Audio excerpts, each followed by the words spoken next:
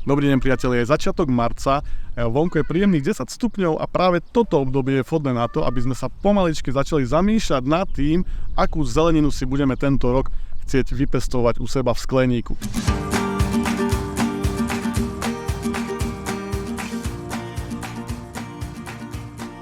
Nachádzame sa na statku Vodorica, kde si spoločne s manželmi Valigurovcami ukážeme v ich foliovníku, ako si správne vypestovať zdravé a silné priesadky, ktoré budete môcť už na jar vysádzať priamo do svojich záhonov.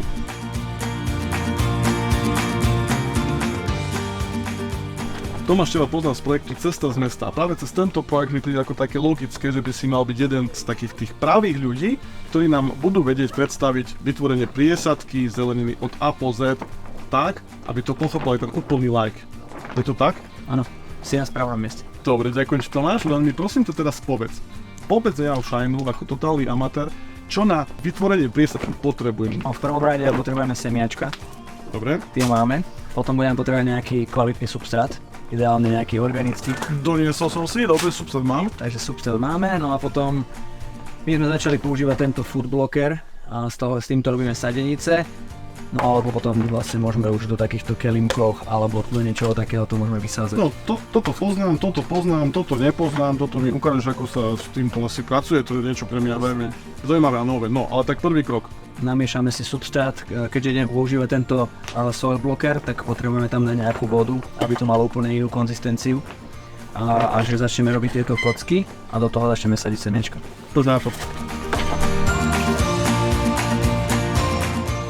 Ako základnú vec, ktorú musíme použiť pri výsadbe rastlín zo semien, je zrejme výber kvalitného výsadného substrátu, na tom sa shodneme. Jednoznačne. Takýto kvalitný výsadný substrát obsahuje časť rašelín, časť kokosovej rašeliny a dokonca, čo je ale hlavné, aj takú štartovaciu dávku organického hnojiva, aby tie rastlinky nabudilo k rastu. No tak poďme na to ale. Taká celkom zaujímavá informácia, že tento substrát napríklad neobsahuje kompost, čo je v tomto štádiu celkom dobré, lebo kompost ako keby na seba láka tie také malé mušky, smutnice, ktoré v tomto prvom rannom vývoji tej rastlinky nechceme mať.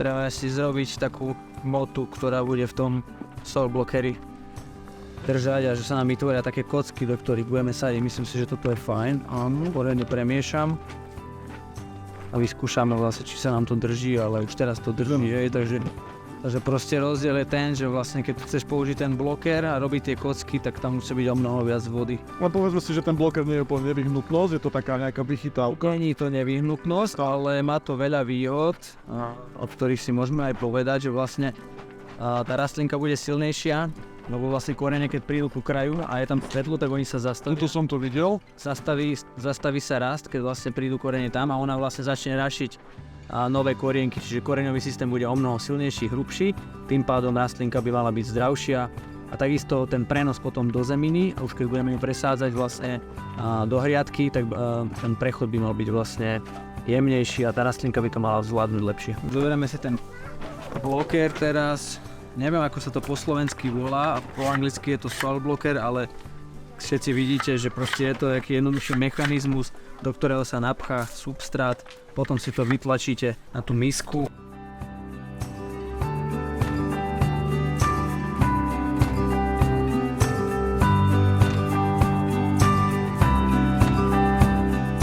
Takže máme 8 blokov, ja teraz odložím toto. Môžeš to kľudne posunúť. Trošku asistovať to máš? Jasné. No a poďme nájdi semiačka papriky. PCR-ka napríklad. Dobre, PCR-ko, typická stará odroda. PCR. No, vyberiem si zo pár semiačok. Takto na dle. Myslím, že tie dierky, ktoré to zariadenie zrobilo, ja by som ich trošku prehlbil. Začuhli.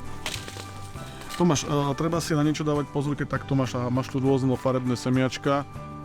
Možno také nejaké vysnuté odhodiť, ktoré máš pocit zrejme, ak sa to stane. My veľa vecí robíme pocitovo v záhrade, proste keď ti nejak intuícia alebo niečo hovorí, že proste niektoré semiačko vidí, že je buď trošku prinité alebo má inú farbu, tak ho proste treba vyhodiť. Niekedy moja manželka ich ešte na chvíľu namočí do vody alebo ich nasliní, že tam je aj tá tvoja keby nejaká informácia, že lebo to bude tvoja paprika. DNA tvoje. Čiže dá sa to aj takto robiť, ale samozrejme nemusíme to dneska Ale robiť. to nebudeme sliniť.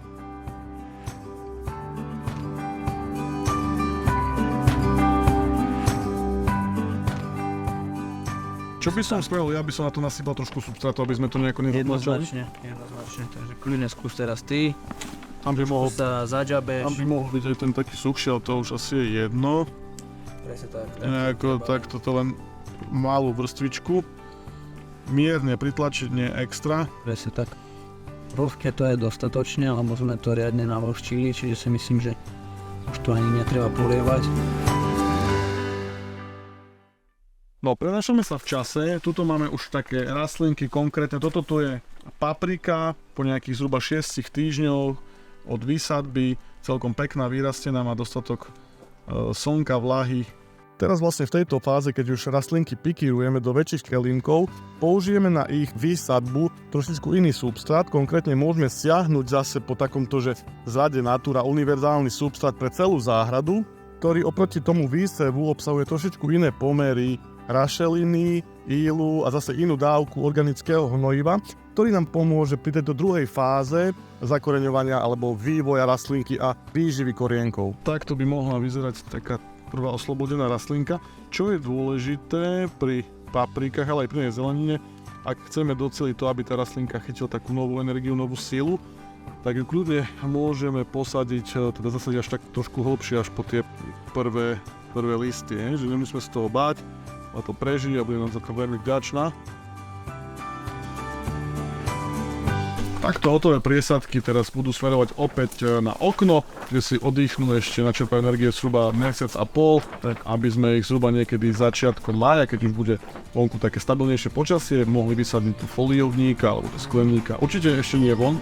No, u nás nie. Ale kde si pod sklo alebo pod fóliu. Tak.